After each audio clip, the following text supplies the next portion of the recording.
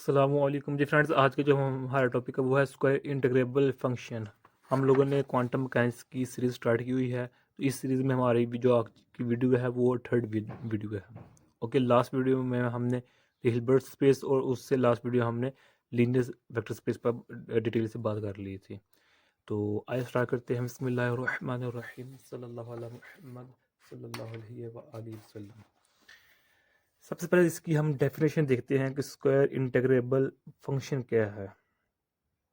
A function psi x is said to be square integrable if scalar product of it to itself is finite। यानी कि एक ये function हमारे पास, suppose करते हैं हमारे पास ये फंक्शन साई ऑफ एक्स है, ये हमारे पास फंक्शन है। ये फंक्शन उस वक्त हमारे पास स्क्वायर इंटीग्रेबल फंक्शन कहलाएगा अगर इसका स्केलर प्रोडक्ट फाइनाइट होगा।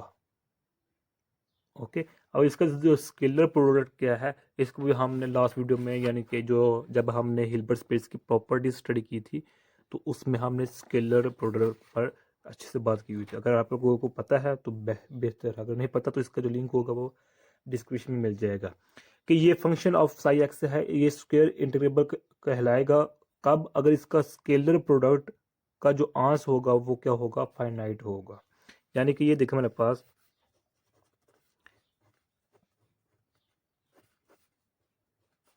अगर इसका हम ले स्केलर प्रोडक्ट तो हमारे पास क्या होगा, ये इसके इक्वल होगा।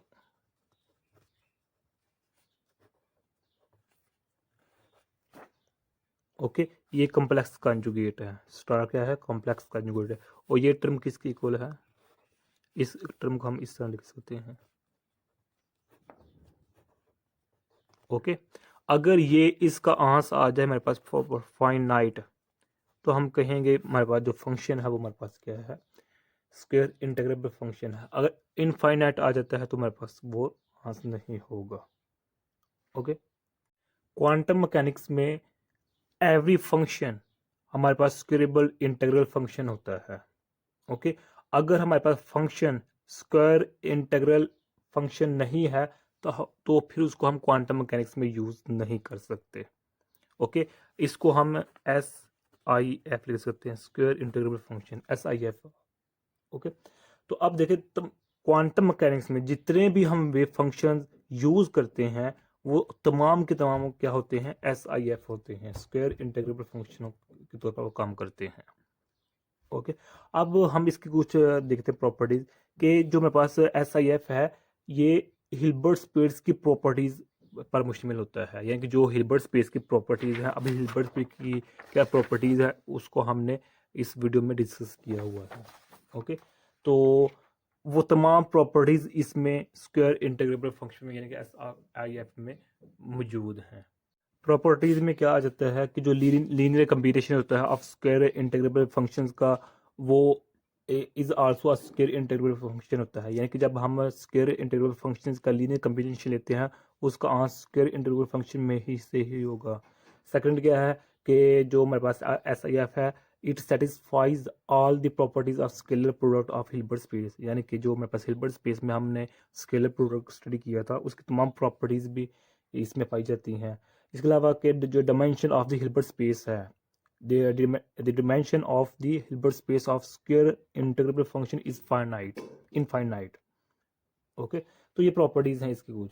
अब यहाँ एक बात रह गई थी कि अगर इसका आंस हमारे पास आ जाता है फाइनाइट में, तो वो हमारे पास क्या होगा, स्क्वायर इंटीग्रल फंक्शन में होगा। अगर इनफाइनाइट में आएगा तो हमारे पास क्या होगा, वो इन स्क्वायर SIF नहीं होगा।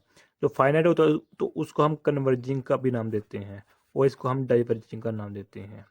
डाइवर्जिंग के इस केस में क्या होता है कि इसमें जो लिमिट्स होती हैं वो एग्जिस्ट ही नहीं करती, जिसकी वजह से हमारे पास फंक्शन होता है, ये फंक्शन स्क्वायर इंटीग्रल फंक्शन नहीं होता। ओके, अब जिस हमें एग्जांपल लेते हैं, जिस तरह हमने कहा कि क्वांटम मैकेनिक्स में जितने भी वेव फंक्शन होते हैं वो स्क्वायर इंटीग्रेबल फंक्शन होते हैं, यानी कि SIF होते हैं। अब हम एग्जांपल लेते हैं इसकी कि क्वांटम जो हमारे पास SIF है, is the wave function of quantum mechanics. वो किस तरह के, बोर्न्स प्रोबेबिलिस्टिक इंटरप्रिटेशन, इसके मुताबिक जो हमारे पास साई क्वांटिटी है उसको हम इस तरह लिखते हैं R T T cube R. Okay, ये किसके हम अकॉर्डिंग लिखा हमने, बोर्न्स प्रोबेबिलिस्टिक इंटरप्रिटेशन के मुताबिक हमने लिखा है ये। अब जो हमारे पास ये है ये यूज्ड होती है पार्टिकल को फाइंड करने के लिए, यानी कि हमारे पास जो 3 डायमेंशन में यानी कि वॉल्यूम में हमारे पास अगर एक पार्टिकल है उसकी हमने प्रोबेबिलिटी फाइंड करनी है तो हम इसके थ्रू फाइंड करेंगे। ओके, ये यानी कि ये यूज होता है, ये वेव फंक्शन यूज होता है, और ये wave function is equal to होता है 1, इज इक्वल टू 1 होता है। तब हमारे पास क्या होगा, ये हमारे पास होगा स्क्वायर इंटीग्रेबल फंक्शन होगा। अगर ये इक्वल टू 1 नहीं है तो हमारे पास ये जो फंक्शन हम यूज कर रहे हैं ये क्वांटम मैकेनिक्स पर यूज नहीं हो सकता वेव फंक्शन। ओके, तो जिस तरह हमने यहाँ लिमिट लगाई है कि फाइनाइट आंस होना चाहिए, is equal to finite.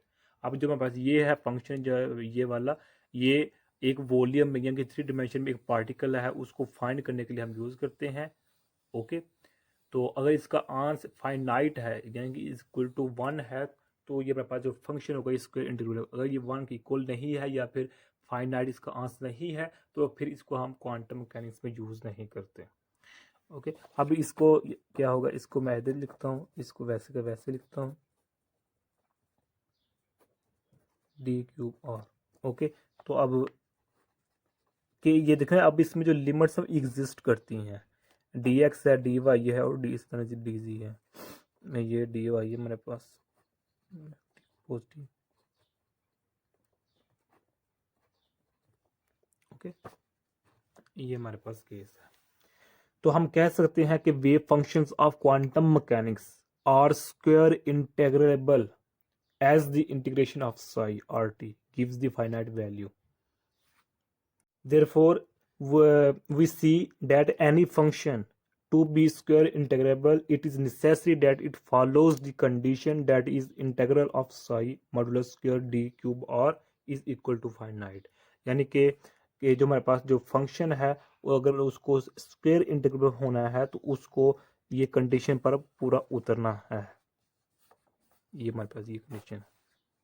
Okay, और इसकी एग्जांपल हमने ये ली है इस पर फाइनाइट, इधर फाइनाइट। अब इसमें एक और बात है कि हमने ये तो बात कर ली कि क्वांटम मैकेनिक्स में जो वेव फंक्शन या फंक्शन यूज करते हैं वो स्क्वायर इंटीग्रेबल होना होता है, अगर वो नहीं है तो वो हमारा उसका कोई हमारे पास कोई इंपॉर्टेंस नहीं है। तो जो भी वेव फंक्शन स्क्वायर इंटीग्रेबल होगा वो नॉर्मलाइज्ड भी होगा। नॉर्मलाइज्ड होने का मतलब क्या है कि उसकी जो प्रोबेबिलिटी है फाइंड करने की वो इज इक्वल टू 1 है। और फिर बाज़ औक़ात क्वांटम मैकेनिक्स में क्यूएम में ऐसा होता है कि वेव फंक्शन में स्क्वायर इंटीग्रेबल होता तो है लेकिन वो नॉर्मलाइज नहीं होता, तो फिर उसको हम नॉर्मलाइज्ड खुद करते हैं। यानी क्वेश्चन आ सकता है, सपोज करें आपके पास ये फाई एक्स है हमारे पास, ये स्क्वायर इंटीग्रेबल फंक्शन है जो कि यूज करते हैं क्वांटम मैकेनिक्स में, लेकिन ये बट इसका जो इनर प्रोडक्ट है वो इज इक्वल टू 1 नहीं है। यानी कि ये हमारे पास क्या है, ये स्क्वायर इंटीग्रल फंक्शन तो है लेकिन जो इसका इनर प्रोडक्ट है वो इज नॉट इक्वल टू 1 है, ये इक्वल नहीं है 1 के, हालांकि इसको इक्वल होना चाहिए था 1 के। जिस तरह हमने ये देखना ये बात की थी ये इनर प्रोडक्ट की, इसको 1 के इक्वल होना चाहिए, फाइनाइट होना चाहिए 1 के इक्वल होना चाहिए, लेकिन ये इक्वल नहीं है। तो फिर क्या है, क्या फिर इस फंक्शन को हम as a wave function use कर सकते हैं क्वांटम मैकेनिक्स में। क्वेश्चन दोबारा सुन लीजिएगा कि एक हमारे पास फंक्शन है फाई ऑफ एक्स, ये स्क्वायर इंटीग्रेबल है लेकिन ये इस कंडीशन को सेटिस्फाई नहीं कर, इसका मतलब है कि इस कंडीशन को सेटिस्फाई नहीं कर रहा, तो इसका मतलब है कि इसको हम क्वांटम मैकेनिक्स में यूज नहीं कर सकते। ओके, तो क्या हमारे पास कोई ऐसा तरीका है कि ये स्क्वायर इंटीग्रेबल भी है लेकिन ये इस कंडीशन को फॉलो करे? और फिर हम इसको as a wave function in quantum mechanics use करें। यानी कि सिंपल वर्ड में क्वेश्चन ये है, क्या इस फंक्शन को हम एज अ वेव फंक्शन के तौर पर क्वांटम मैकेनिक्स में यूज़ कर सकते हैं, हालांकि ये इसके इक्वल नहीं है, ये क्वेश्चन है।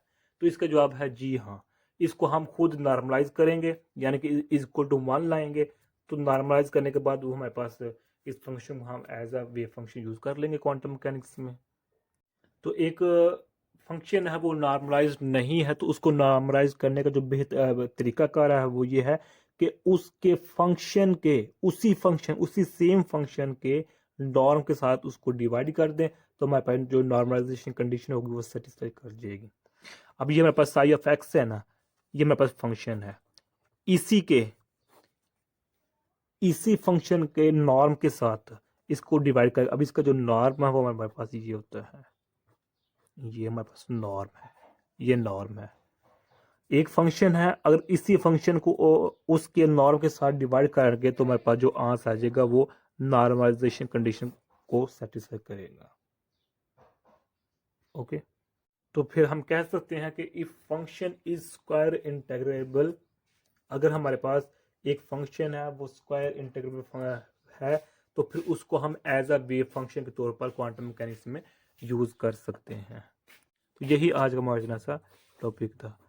अगर आप लोगों ने अभी तक हमारा चैनल पाक एम एन अकेडमी इसको सब्सक्राइब नहीं किया तो प्लीज़ सब्सक्राइब कर दीजिए। अपनी दुआ में याद रखिएगा। अस्सलाम वालेकुम व रहमतुल्लाहि व बरकातहू।